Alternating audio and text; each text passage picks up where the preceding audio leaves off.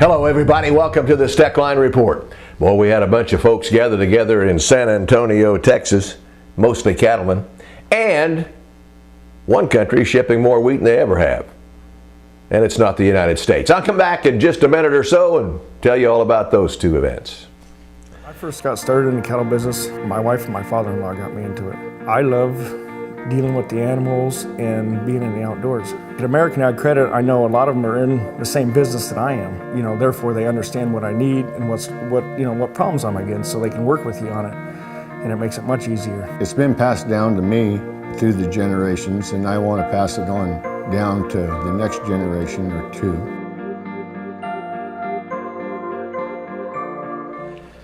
Well, friends, over 8,000 cattlemen attending the big convention in San Antonio for the NCBA.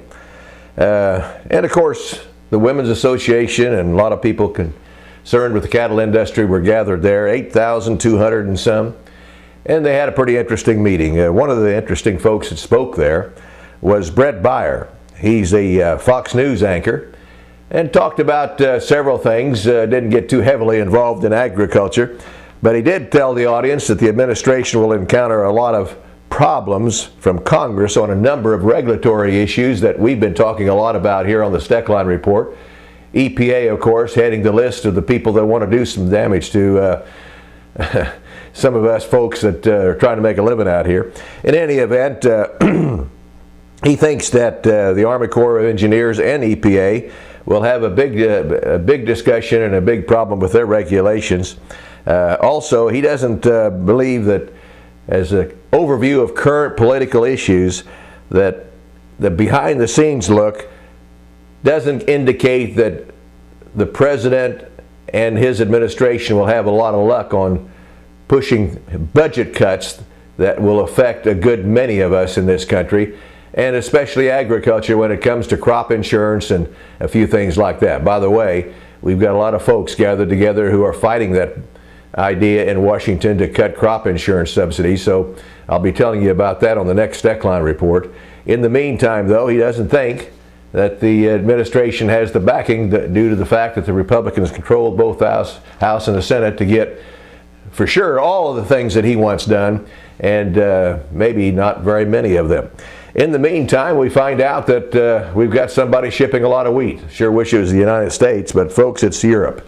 The European Union has issued like 1.67 million metric tons of export licenses in 1 week.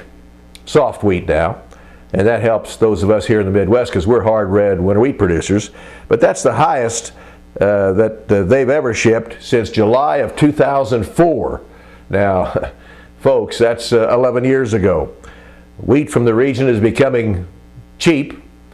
Our wheat is becoming more expensive because of the dollar.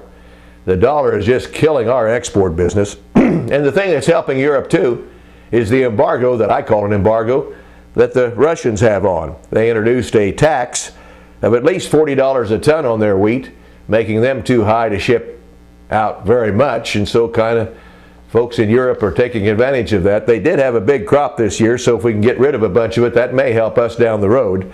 But in any event, I got to tell you, I sure wish that some people would come to this direction.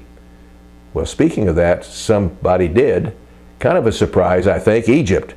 They're going to use $100 million from the U.S. to buy American wheat. It looks like they're buying at about $27.50 a ton higher than the lowest French offer, and that's just about how much we in the United States are higher than the French and the Europeans. Our wheat is just strong because of the strong dollar. They don't have as much money to buy our wheat when their dollars go downhill. Good news for the beef people, by the way. Speaking of that convention, I don't know if they talked about this or not, but we found out that Arby's had a sales gain last year of 5.7%, which was pretty good news because that chain has been struggling some. But the most important information out of that, they kind of lay a lot of their success on their beef sandwich. That's right.